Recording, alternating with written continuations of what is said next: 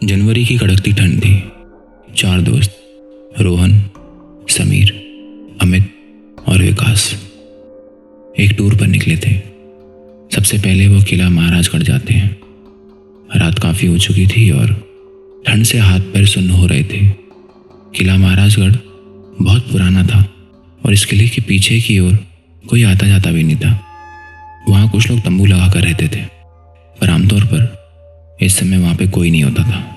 रोहन अपने दोस्तों के साथ वहीं पर आग जलाकर बैठ गया। रात के करीब 2 बज रहे थे और चारों दोस्तों ने ठंड से बचने के लिए आग जलाकर गप्पे मारने का फैसला किया। यार, ये जगह तो काफ़ी डरावनी है ना। कभी यहाँ पे राजा महाराजा रहते होंगे और सैकड़ों सैनिक तैनात रहते होंगे। अब तो यहाँ पे सिर्फ वीरानापन है, अमित कहता है। और सोचो कितने ही लोग यहाँ पे मारे गए होंगे। आज ये जगह खाली पड़ी है। ये माहौल तो बिल्कुल हॉरर मूवी जैसा लग रहा है। तभी विकास कहता है, हाँ यार, अगली बार हम भी होटल में रुकने की जगह ऐसी ही वीरान जगहों पर रुकेंगे। मज़ा आएगा ना। वैसे भी डरावने अनुभव करना एक अलग ही रोमांच होता है। तभी रोहन ने कहा, ठीक है, हम जहाँ भी जाएंगे वहाँ एक हॉरर कहानी भी सुनाया करेंगे, लेकिन कहानी सच्ची होनी चाहिए, झूठी नहीं। सबने इस प्लान पर सहमति जताई और सबसे पहले कहानी सुनाने की जिम्मेदारी रोहन को दी गई। रोहन ने गहरी सांस लेते हुए कहा, ठीक है, तो दिल थाम के बैठो। आज मैं एक ऐसी कहानी सुनाने जा रहा हूँ जो मेरे साथ असल में हुई थी। रोहन ने कहना शुरू किया। रात के करीब 1 बजे की बात है, जब मैं अकेला हाईवे पर अपनी बाइक चला रहा था। चारों तरफ सन्नाटा था और हवाओं की डरावनी आवाज़ें मेरे कानों में गूंज रही थी। तभी अचानक एक बूढ़ा आदमी सड़क के बीच में आ खड़ा हुआ। मैंने जोर से ब्रेक मारे और बाइक रोक दी। अमित पूछता है, फिर क्या हुआ? रोहन ने कहा, उस बूढ़े आदमी का चेहरा काफ़ी डरावना था। मैंने उसे डांटते हुए कहा, बाबा, सारा रास्ता खाली पड़ा है, आपको मेरी बाइक के सामने आना था। पर वो बूढ़ा अजीब सा जवाब देने लगा। बाबा कहता है, चोट तो मुझे बहुत पहले ही लग चुकी है बेटा, अब मुझे कोई चोट नहीं लग सकती। रोहन ने कहा, मुझे बाबा की बातों पर यकीन नहीं हुआ। मैं उसे टोकने ही वाला था कि अचानक बारिश शुरू हो गई। पर जब मैंने आसमान की तरफ देखा तो वहाँ बादल नहीं थे। तभी बाबा ने कहा, यह बारिश आम नहीं है बेटा, यह आत्माओं की बारिश है। विकास पूछता है, ये तो वाकई डरावना हो रहा है, फिर क्या हुआ?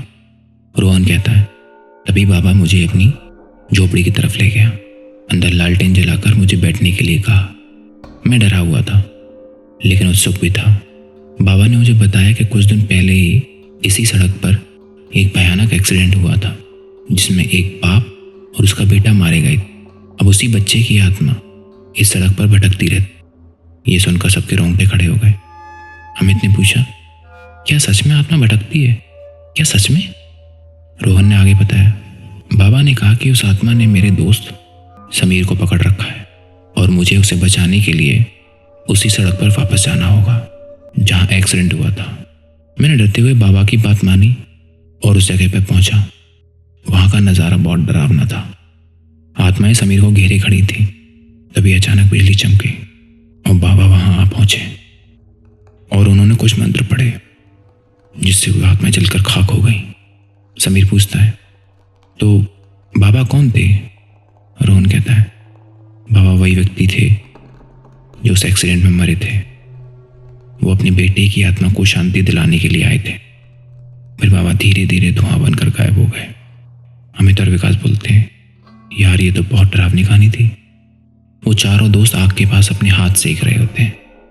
तभी अचानक उन्हें किसी के कदमों की आवाज़ सुनाई देती है। चारों दोस्त चौंक गए और चुपचाप बैठ गए। तभी रोहन ने कहा, बाबा तुम फिर से आ गए? यह सुनकर समीर और अमित डर के मारे भाग खड़े हुए।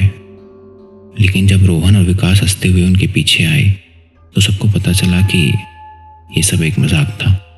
असल में वो कोई भूत नहीं बल्कि किले का सिक्योरिटी गार्ड था। विकास कहता है, ये मजाक था यार। तो विकास पूछता है, ये मजाक था यार? हैं? हमारी तो जान निकल गई।